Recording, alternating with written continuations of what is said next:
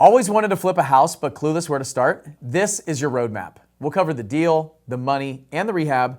Then I'll show you the exact checklist that I still use today. Your profit is made the day that you buy. You have to find and negotiate a really great deal. I gotta buy a house at 50 or 60 cents on the dollar. I cannot pay retail. That's where all of the money is made. So the first step is finding a great deal. There's 3 ways that I would recommend you start in finding a great deal and a great house to flip. The first one would be wholesalers. Wholesalers are people that spend their own money to market and find and negotiate deals, put them under contract, and then sell them to flippers or landlords or new construction builders, Airbnb, short-term rentals, those kind of people, like you. And so I find wholesalers in my area and I underwrite their deals and make offers to them. The second one is realtors. I look for houses on the market that are distressed, maybe they've been on the market for a long time, maybe big price drops, things like that. Maybe there's a realtor that has an off-market property themselves. So I'm networking with realtors and I'm looking on the MLS on a regular basis and having my realtor send in offers, or I'm sending them in myself. You don't have to have a realtor send the offer. You could do it yourself. The third one is driving for dollars. I love to drive for dollars. So I'll actually drive around and look for beat up houses. But just because the house is beat up doesn't mean the seller's distressed. The seller has to be distressed for you to win and buy at a discount. They got to trade their equity for ease and speed of transaction. So those are the 3 ways that I look for houses: wholesalers, realtors, and on the market houses, but they've been sitting for a while, and driving for dollars. Next, you got to know your ARV. That's your after repair value. What am I going to sell this house for? Once I know that, by looking at some comps in the area, some other properties that have sold recently, I can get an idea of what that after repair value is going to be. And then what I do is I use the 70% rule to start. What that means is 70% of the after repair value minus repairs equals my max allowable offer. Now that's just a starting place, okay? If the wholesaler is sending it and it's within maybe $20,000 to $50,000 of that number, then I'll dive deeper and start really underwriting the deal to see if it makes sense for me to negotiate and buy. So that 70% rule, I throw it out when I'm really sharpening my pencil and running my numbers. Now when I do, the way that I analyze every single property, and you need to also, is not the 70% rule. It's the fixed cost method. So I take my ARV and then I subtract my rehab costs, then I subtract my profit, and then I subtract all of my fixed costs.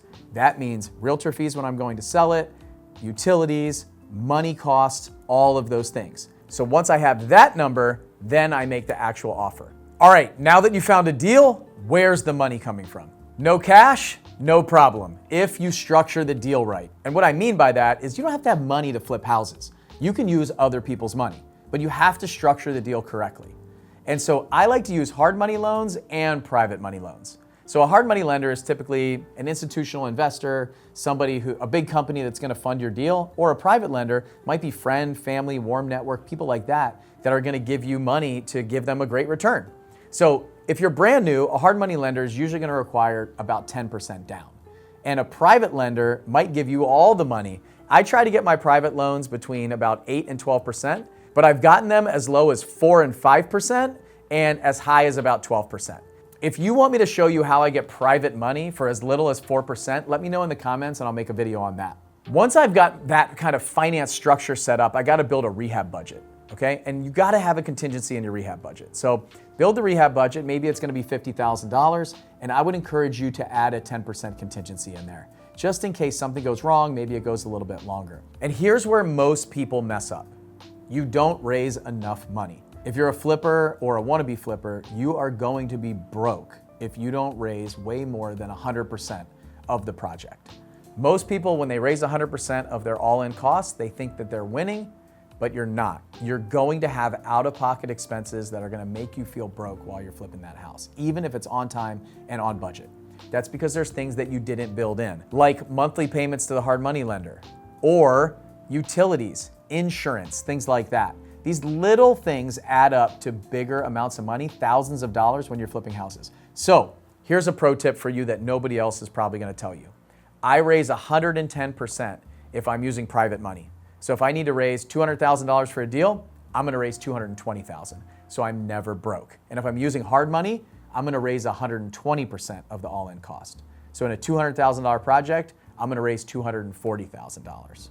So my advice right now is to go get pre-approved by 2 or 3 hard money lenders, potentially start talking to some banks, and talk to friends and family and your warm network about what you're doing and start planting that seed for future investors down the road. All right, money set. Now let's keep the rehab on time and on budget.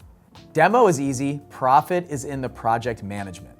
And what I mean by that is if you're not good at managing a project, you're gonna have some problems as a flipper. You really have to be detailed when it comes to these things.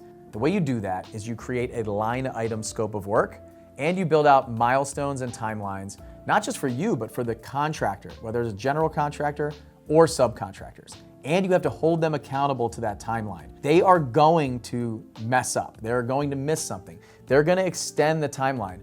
Pretty much all flippers are just screwing up the timeline and going way over budget and being okay with that. It might have worked a few years ago, but it does not work in today's market. You've gotta be tight on that stuff. The way that you do that is you do weekly walkthroughs or daily walkthroughs even. And if you're not on site, you have a photo log where your GC or your contractors are taking photos of the project and sending them to you daily or weekly or a couple times a week. Even video walkthroughs are great on this stuff. I can see a lot on a video walkthrough or FaceTiming with my contractor. And so being on time and on budget is the way that you will make a lot of money in this business. And then when it comes time to list, I love to have a realtor walk through the project. Your general contractor is gonna look at the property like this is done, and this is done. They're not gonna look at it like a buyer looks at it when they walk through. Realtors look at things differently. If they're gonna sell the house, they wanna look through the lens of the buyer.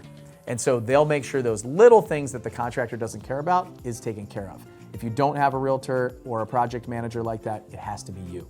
Next tip, list it slightly below the other houses that are in that area with a little bit better features. That will make your property move really fast. I love listing at or below the current houses on the market because those buyers are gonna go look at all those houses too, and then they're gonna see yours. Yours is gonna be a little bit nicer, and if priced the same or slightly less, you're gonna have the first offer of the neighborhood. I covered a lot here, but if you want my flip checklist to see exactly how I run my projects today, in the description below, I put a link. It's totally free. You can grab my checklist right there. And on the next video, I'm gonna show you exactly how I buy houses with no money down, all the strategies that I use to do that. So if you don't have any cash and you wanna start flipping, don't miss that video.